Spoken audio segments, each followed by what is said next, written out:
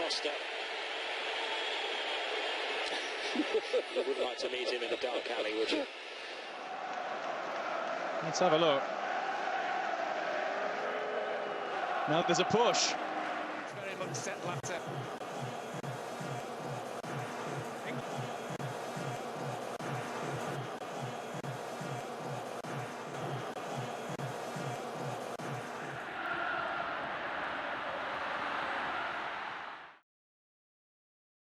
Professional referees have been officiating games for nearly 15 years. Sadly, 7,000 are forced to leave because of abuse suffered on the pitch. With 2.5 million people wanting to play football, this means 20% of matches are played without a qualified official.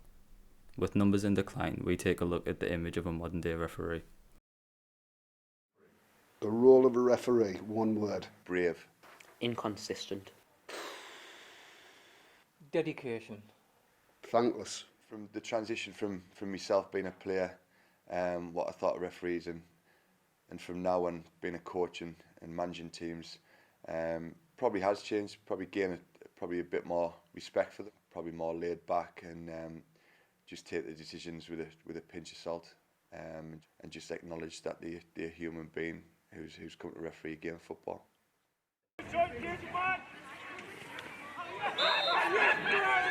It's an experience I would suggest that everyone interested in soccer, football, should give it a try, refereeing, because the experience that you can glean over the seasons is phenomenal.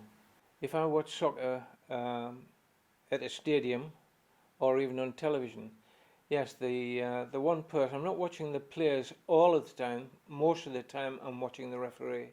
There's a lot of occasions where I personally will watch a game and I can see a referee come off the park and his linesman and think, best man today, best player, man of the match, referee.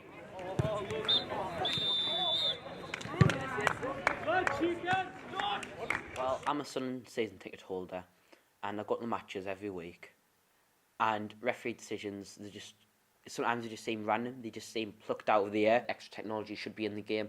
You know, we got goal line technology this season in the Premier League, which was, in my opinion, 5 years too late.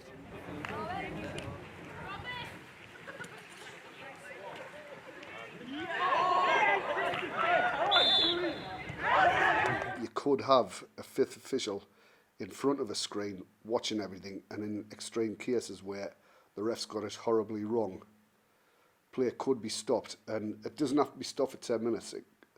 The decision can be made and upheld within a minute. I've watched rugby league and I've seen games where the door stop, and to be honest, I haven't seen the game stop for more than a minute and a half. And like I say, that minute and a half saves a whole host of trouble afterwards. And like I say, it's a minute and a half. How many times you see games stop through players rolling about with fake injuries?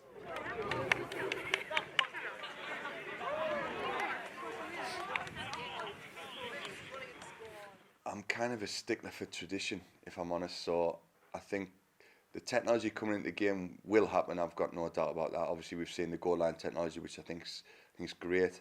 But I actually like the fact that it's humans making decisions, and sometimes they get it wrong, and obviously it's talking points thereafter.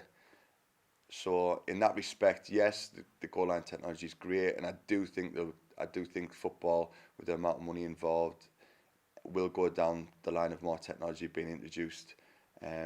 Whether it's overkill, who knows? It's one of them things. When it happens, we'll see. But I think it will come into place. But myself personally, I like the idea of how it is now. The game should flow, and I think a good referee gets accredited for how the game is flowing. We all like to see the game flowing with not so many stop starts, and I think with the added input of technology, you're going to have to stop the game to revert back to someone in the studio who's analysing the incidents.